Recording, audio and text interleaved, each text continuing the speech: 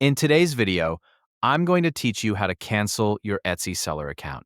Whether you're moving on to new ventures or simply taking a break, closing your Etsy seller account is a straightforward process that you can tackle with ease. Let's walk through this step by step to make sure everything's clear.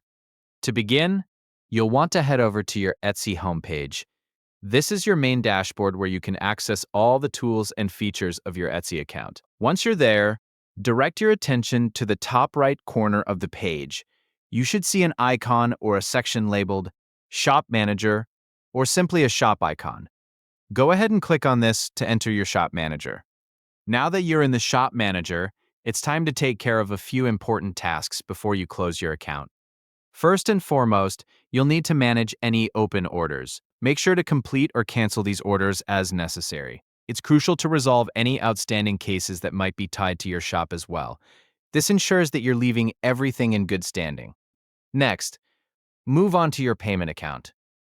You need to verify that your account balance is zero. This means you should have no pending charges or outstanding fees on your account. If you do find any charges or fees, make sure to settle them before proceeding. This step is essential because Etsy requires all financial obligations to be cleared before you can close your seller account. Once you've taken care of your orders and checked your payment balance, you're ready to proceed with closing your account. Etsy's system will guide you through the final steps to officially close your seller account. However, keep in mind that you should double-check everything to ensure there's nothing left unresolved. This will prevent any future complications or issues. It's also worth noting that closing your seller account doesn't mean your buyer account is closed.